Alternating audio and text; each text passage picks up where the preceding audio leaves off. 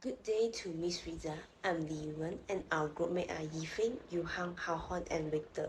The location that we are going to promote is Kwai Chai Hong, which is located right near Pasar Seni, Kuala Lumpur. Kwai Chai Hong is still considered a new location for Malaysian because it will officially open around year 2019. Kwai Chai Hong is a restored heritage lane which located between Panggung Road and Petaling Road. In 2008, Kuala Lumpur Development Plan has set out the scope of the refurbishment work to ensure that only minor alterations are carried out to preserve the original appearance and design of the alley. Kwai Chai Hong project was renovated by Chuan Management Sdn Bhd and they collaborate with 5 artists, which is Guo Xiannan, Chen Guosheng, Zhu Furong, Zhou Yongyou, and Huang Liming for painting different designs of mural. It takes around 2 months to complete all the murals, and by Chuan Management is trying to make this mural more realistic and interactive, so they created QR code aside each mural for tourists to scan and know more about it. Hence, tourists can check out the special curated wall art depicting scenes from the past, and there are also cafes that offering variety of local street food and popular kopitiam along the alley. When you walk in from the entrance, then you can see an archway stating the Kwai Chai Hong by famous calligrapher, which hanging high at the entrance, and a red bridge come into your view. The next step is all about the mural that seem to tell the story of ancestor, which is memory of the old days. When tourists visit it, definitely can deeply feel the painstaking effort of Bai Chuan management team who reproduced the daily life of Chinese gathering place in the 1960s and allow foreign tourists to have a deeper understanding of Chinese history. There is no official record on the origin of the name for Kwai Chai Hong, but according to the old neighborhood state that the name was originated from children who play in the alley on rainy day, which elder refer these children as Kwai Chai, also bad children. Over time, nearby residents slowly know this alley as Kwai Chai Xiang and translate into Cantonese is Kwai Chai Hong. Another story of the origin of Kwai Chai Hong is that the alley was a stronghold of various illegal activity back in those days, which gathered many gamblers, smokers, and prostitutes. And in Chinese word, all the people who involved in this activity has a nickname of ghost people, which means Kwai Chai. Therefore, it's known as Kwai Chai Hong. The explanation above has given an overview of Kwai Chai Hong and show the uniqueness of the location in Kuala Lumpur. The uniqueness of Kwai Chai Hong is an attractive factor that will draw tourists. Therefore, tourism opportunities are abundant and able to assist locals in certain areas. In addition, the main purpose of Bai Chuan management to restore the alley as it related to boost the tourism industry and open opportunities for Malaysians to travel domestically. Not only that, from what we had learned in the class, we realized there are few types of tourism that can be applied in this location, which included education tourism, cultural tourism, natural tourism, religious tourism, and heritage tourism. These tourism mentioned are greatly used in preserve the rich culture and heritage which help in passing it to the next generation by promoting commercial activities in the land and attract more domestic in and foreign tourists to visit. For cultural tourism, the cultural tourists will have interest in the wall art of Kwai Chai Hong. They research for the story or history of Kwai Chai Hong, so there will be more people, there will be more cultural tourists who will know Kwai Chai Hong, this destination. Hi Miss, my name is Victor. I'll be doing my parts for ways to promote. So to let everyone knows about the Kwai Chai Hiong, we will pay professional bloggers to write a blog for Kwai Chai Hiong. If you can go to search at any search engine including Google, uh, Safari and so on, there is not much info about the Kwai Chai Hiong.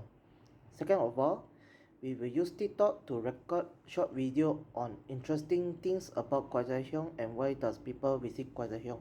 As you can know, TikTok is famous nowadays. People will take in all those kinds of video, funny things about themselves or others.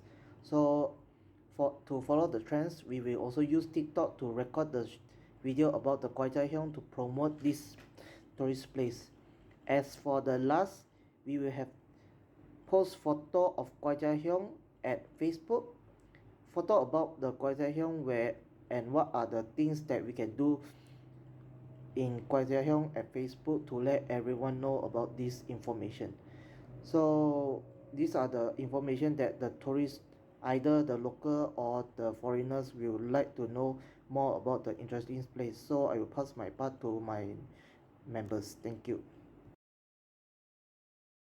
For now, I'm going to talk about the positive impact of promoting Kwai Chai Hong to stakeholder. So with the improvement of people living standard, tourism is no longer something that few people will participate in. Nowadays, people are willing to go out to see in their spare time or holiday to increase their horizons. As the popularity of tourists increase year by year, the development of tourists is also very beneficial. First, developing tourism will have an economic impact on local people, local business, and local government. The growth of tourism has undoubtedly also created desirable employment opportunity for community residents. Local residents are better able to find work without having to worry about not being able to find a job. In addition to the increase in employment, the increase in tourists also means that the demand for shop has also increased, which is also a good time for local residents to start a business. For local government, increasing tourism can better drive economic development and national prosperities. The next one is the social and environmental impact.